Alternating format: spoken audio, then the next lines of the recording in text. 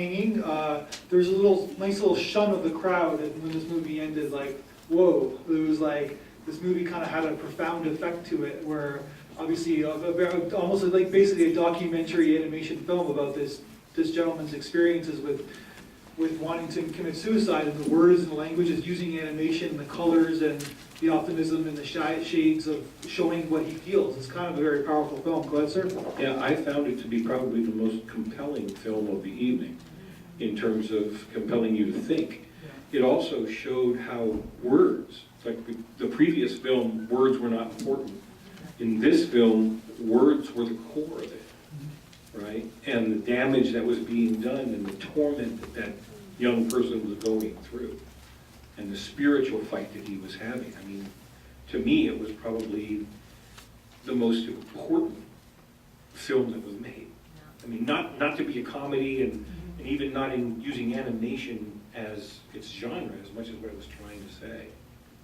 Yeah, big time. It's one of those films that kind of will stay with you for a bit, and you kind of want to watch again, perhaps. But it's showing like the words, like you're describing the animation, as what this gentleman is feeling inside of his soul, inside of his head, and showing using this genre and using this kind of medium to show that this feeling. And most of us, it seemed like there was a really interesting energy in the room that we all kind of took into this experience. I thought I enjoyed the fact that the filmmaker gave credit to the audience and flashed those words by very, very, very, very quickly, and still understood that we could see them.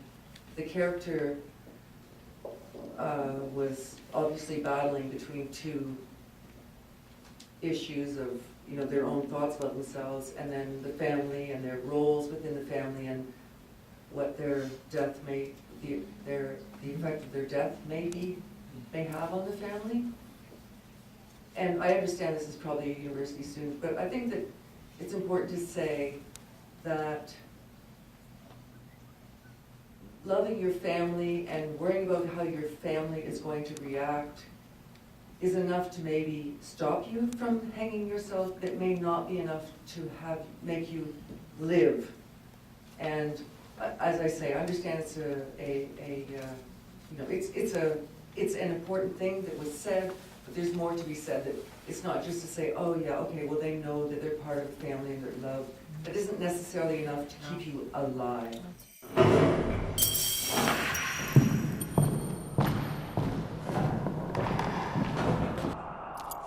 This is obviously he showed this. This is his film. This is his experience. This is what this gentleman was going through himself. And if he's just telling the world what he went through, and if people can relate to it, then they can relate to it. I think that it was an interesting kind of take on this sort of subject. It was just his personal point of view.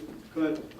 This was definitely what I thought the bravest film of the night. This was so personal, and I think, much like the last comment and the comment about all the words and how important they are, I think it's labels that both tormented and saved this person. Because all the labels that were negative were forcing him into a horrible headspace, but it was the label of son, brother, unique, loved, that made him change his mind. And I thought it was very powerful, very poignant, very symbolic, and very, very brave. Yeah, we're just saying the same comments. It's just that, I would think of the things that define him, who he is. Like, he's a grandson, he's a father, he's a son, he's a brother. Like, but he's also all these other feelings that he's feeling. Like, he's a loser, he's a whatever, all the negative kind of feelings. So he's kind of labeling himself in the moment. I actually have a question. When the film switched to live action, was that the filmmaker? Yeah. Okay. Yeah.